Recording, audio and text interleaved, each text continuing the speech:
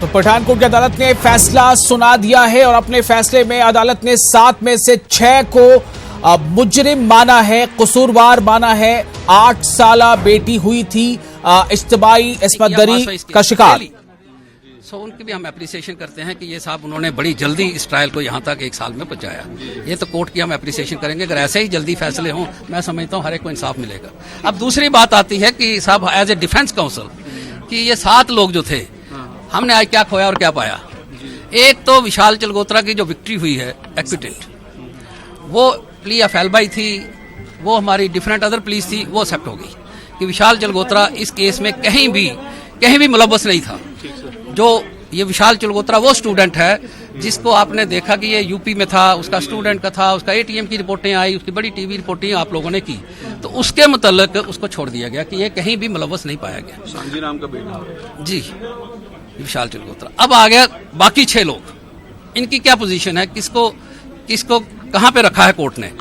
3 लोग जो हैं, सांझी राम, दीपक खजूरिया और प्रवेश, इन तीनों को उन्होंने फाउंड गिल्टी किया है 302 मर्डर। इन्होंने गिल्टी फाउंड किया है जज ने, साहब ने कि भाई साहब 376 में उन्होंने गिल्टी फाउंड किया है। इन तीनों ने साजिश की है। इन्होंने कोर्ट जो ये फाइंडिंग है, इट इज अ चैलेंजेबल। लेकिन मैं आपको वो बता रहा हूँ ब्रीफिंग जो अभी कोर्ट में हम सुनकर आए हैं कि कोर्ट ने ये फाइंड आउट किया है ये 3 लोगों के खिलाफ। और इस पे जो क्वांटम होती है, क्वांटम ऑफ पनिशमेंट, अब इनको पनिशमेंट कब कितनी होगी वो अभी बहस अभी हम करके आए हैं। जज साहब 2 बजे इसका फैसला सुनाएंगे। क्या किसी सबको लाइफ इंप्रिजनमेंट होगी, किसी को कम होगी, या किसी को 10 ईयर होगी, या क्या क्या सजा होगी, ये अभी जज साहब ने फैसला करना है। इसका फैसला मैं आपको बता नहीं सकता। मैं ये बता सकता हूं कि हमने ये बहस की है कि साहब ये मिटिगेटिंग सर्कमस्टांसेस है, सारा case based on circumstantial evidence है, कोई इसमें आई विटनेस नहीं है। So it is a case of assessment. तो assessment, we are human being, we make error. तो उस एरर कमिट करने के लिए rare in the rarest case में भी ये फाइन डाउट्स हैं, सब्सटेंशियल डाउट्स हैं इसमें। तो इसलिए लिहाजा जो है अभी इनिशियल स्टेज पर आप जो मिनिमम सजा दे सकते हैं वो दीजिए इनको। अब आ गया दूसरा सेट, पुलिस वाले। अब पुलिस वाले जो आगे, एक सब इंस्पेक्टर है मिस्टर अनंत दत्ता, जो हीरानगर में उस दिन 12 तारीख को पोस्टेड थे। मिसिंग गर्ल हुई थी 10 तारीख को, 11 तारीख को। तो इल्जाम यह था कि साहब आपने 4 जनवरी को साजिश की और 5 लाख रुपया लिया, तो आपने इनकी मदद की। जबकि हमारा ये कहना था कि तिलक राज जो हेड कांस्टेबल है, एसपीओ सुरेंद्र कुमार है, और ये जो एसआई साहब हैं, इन्होंने कोई भी ना रिश्वत ली है, ना कोई डिमांड थी, ना कोई एक्सेप्टेंस थी, ना एक देले का कोई प्रूफ लाया है कोर्ट में। ये कोर्ट ने फाइंड आउट किया है कि साहब कोई भी एविडेंस रिश्वत के मुतल्लिक कोई साबित नहीं हो सकी। सो दिस चार्ज गोस। अब आ गया सेकंड कॉन्स्पिरेसी, साजिश, कॉमन इंटेंशंस वगैरह। तो उसके मतलब इन्होंने कोर्ट ने कहा कि सिर्फ 201 जो है, 201 is the destruction of evidence. 201 as per Ranbir penal code, क्योंकि इनका ट्रायल चल रहा है जम्मू कश्मीर के प्रोसीजर के मुताबिक, वो यहाँ के सेंट्रल प्रोसीजर के मुताबिक नहीं चल रहा है। तो वहां पे सिर्फ 3 साल सजा है 201 में। और 201 के मुताबिक अगर ये 1.5 साल तकरीबन इन सबको हो गया है, तकरीबन 1.5 साल के करीब हम पहुंचने वाले हैं। तो हमने ये जो आर्गू किया कोर्ट के सामने कि अगर मैक्सिमम सजा 3 साल है तो किसी को आज तक 3 साल मिली नहीं है, कि कहीं नहीं मिली आज तक। We can't set any example. तो जनरली 1 साल या 6 महीने से भी शुरू होती है। तो ये ज्यादा से ज्यादा 1 साल में ही डिस्ट्रक्शन ऑफ एविडेंस की आज तक सजा मिली है, जो जर्नल जो हमने आर्गू किया है। सो ये मिटिगेटिंग सर्कमस्टांस है नंबर 2 कि साहब आप कम से कम सजा का ये प्रिंसिपल होता है कि मैक्सिमम नहीं देनी है, कम देनी है, जितनी कम हो सके। तो ये 1.5 साल तो वैसे ही हो गया हमारे मुताबिक। 201 का ही अगर ऑफेंस है तो अभी तो जजमेंट आनी है हमारे पास पूरी। लेकिन जो हमको कोर्ट में क्लियर बताया गया कि they are found guilty under 201, तो उसी के मुताबिक मैं आपको स्टेटमेंट दे रहा हूँ। 201 में ये पोजीशन। अब हाँ, 3 में अगर ये छूटते हैं तब भी ठीक है। अगर कोई कोर्ट बढ़ाती है तो then we have to go in appeal, otherwise we will go in appeal, क्योंकि ये कन्विक्शन का मामला है। They are in service, we have to restore their services, क्योंकि ये पढ़ नहीं पाएंगे। तीसरा मिटिगेट सर्कमस्टांस ये है कि जब हम कोर्ट में ये कहते हैं कि साहब इनको कम सजा दो, तो उसके क्या रीजन, हमको कोर्ट पूछती है क्या रीजन है, आप बताइए क्यों कम दे दें हम। तो उसका हमने एक रीजन तिलक राज जी का ये दिया कि जो बेटी है उसकी वो 10th में पढ़ रही है, बेटा उसका 11th में है। They have to choose the careers now. खुद बीमार रहता है और जो इसकी फैमिली है सारी डिपेंडेंट ऑन 1 पर्सन, एक ही तनख्वाह पर। तो नौकरी आगे ही चली गई है। तो अगर ये बाहर आता है तो कुछ कमाएगा तो बेटी का और बेटे का ये कैरियर बना सकेगा। अगर ये साल और अंदर रहता है इसके साथ साथ उसकी बेटी का और बेटे का दोनों का कैरियर, एजुकेशन कैरियर खत्म हो जाएगा। सो ये हमारी जो सोशल वेलफेयर लेजिस्लेशन है दोनों तरफ है, उस तरफ भी है तो इस तरफ भी है। तो मिटिगेटिंग सर्कमस्टांस को कोर्ट ने नजर में रखना चाहिए और जो मिनिमम सजा है वो देनी चाहिए। This is what we have argued. तो इसकी आउटकम जो है, इसकी आउटकम आपको 2 बजे मिलेगी। 2 बजे क्या फैसला सुनाते हैं, क्या हमारे ये जो आर्गूमेंट्स है कोर्ट ने एक्सेप्ट कर लिए या ये हमारा जो आर्गूमेंट है रिजेक्ट कर दिया। तो अगर फैसला जो है तो कठुआ इस्मत रेजी और कत्ल मामले पर आज पंजाब की पठान कोर्ट ने फैसला सुना दिया है। 7 मुलजिमीन में से 6 को कोर्ट ने मुजरिम करार दे दिया है, जबकि 1 मुलजिम विशाल को बरी कर दिया गया है। इस केस के ताल्लुक से पूरे मुल्क में बेचैनी थी और अब भी इस बात को लेकर बेचैनी है कि इन 7 में से 6 जो मुलजिमीन अब मुजरिमीन करार दे दिए गए हैं, वो कसूरवार करार दे दिए गए हैं, उन्हें सजा क्या सुनाई जाती है। जनवरी 2018 में कठुआ में 8 साला बच्ची की कई दिनों तक इस्मत रेजी के बाद इसे कत्ल कर दिया गया था। इस केस को सुप्रीम कोर्ट ने मई 2018 में पंजाब शिफ्ट कर दिया था, क्योंकि शरपसंद अनासर मुतासरीन और उस केस से जुड़े लोगों को बार बार जान से मारने की धमकियां दे रहे थे, ऐसी खबरें थीं।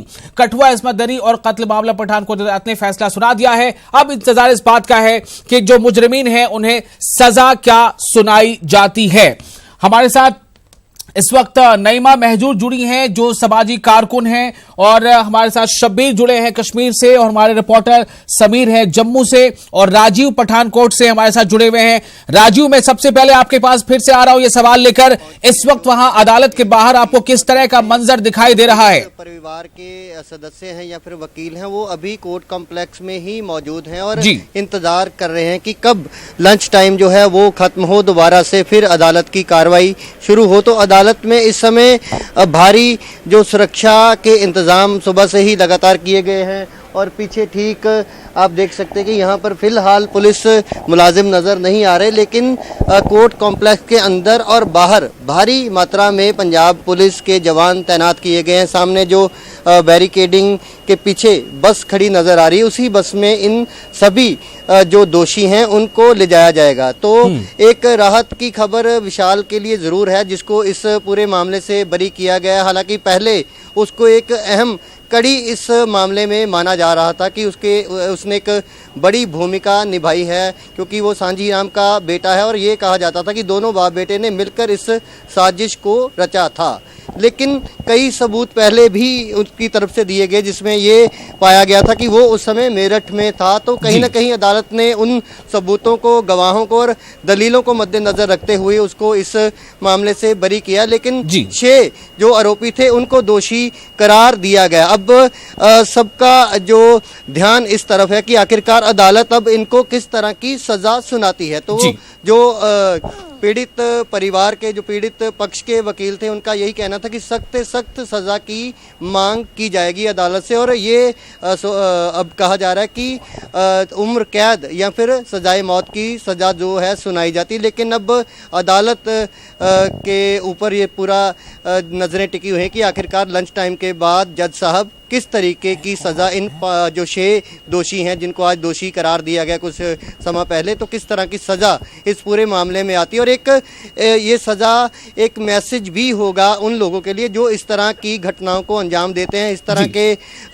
घिनौने जो जिस क्राइम किया जाता है, तो उनके लिए एक मैसेज भी होगा। और जो अगली जो प्रतिक्रिया की बात करें, जो बचाव पक्ष के वकील हैं, तो वो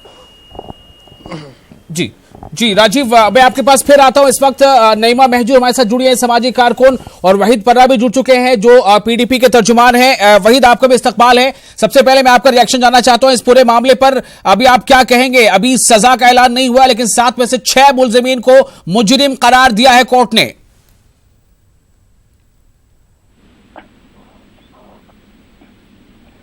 जी